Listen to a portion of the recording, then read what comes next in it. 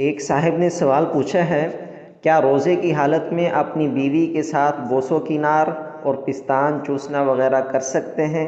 بھائی نے بہت اہم سوال پوچھا ہے۔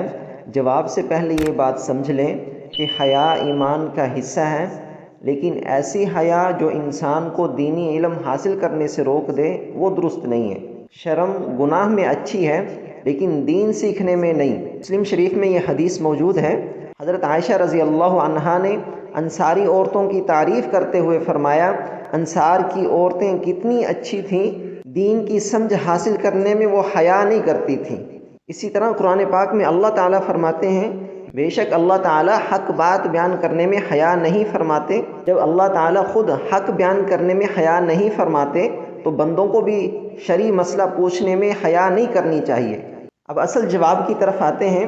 روزے کی حالت میں میاں بیوی کا ایک بستر میں لیٹنا جائز ہے، تاہم بے لباس لیٹنا یا بغیر حائل کے جسم ملانا یا اپنے اوپر اعتماد نہ ہونے کے باوجود بوس و کنار کرنا یا ہونٹوں پر بوسہ لینا یا ایک دوسرے کے اعضائے مستورہ کو چھونا مکروہ تحریمی ہے۔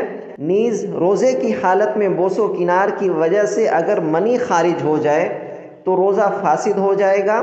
اس صورت میں کفارہ لازم نہیں ہوگا، صرف روزے کی قضا لازم آئے گی۔ تاہم اگر اس دوران جماع یعنی ہم بستری کر لی تو قضا کے ساتھ کفارہ بھی لازم آئے گا۔ بس اگر منی خارج ہو جائے تو روزہ فاسد ہو جائے گا، قضا کرنا لازم ہوگا۔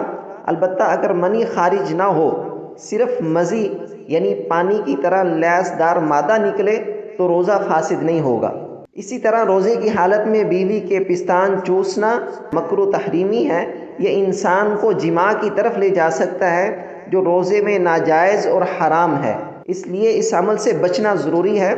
تاہم اگر کسی نے ایسا کیا اور کسی قسم کا مادہ منہ میں آ کر حلق سے نہیں اترا اور مرد کو انزال بھی نہیں ہوا تو روزہ فاسد نہیں ہوگا، اور اگر اس عمل کے دوران مرد کو انزال ہو گیا تو روزہ فاسد ہو جائے گا اور قضا لازم ہوگی، اور اگر اس عمل کے دوران دودھ یا پانی منہ میں آیا اور حلق تک پہنچ گیا تو روزہ فاسد ہو جائے گا، قضا اور کفارہ دونوں لازم ہوں گے۔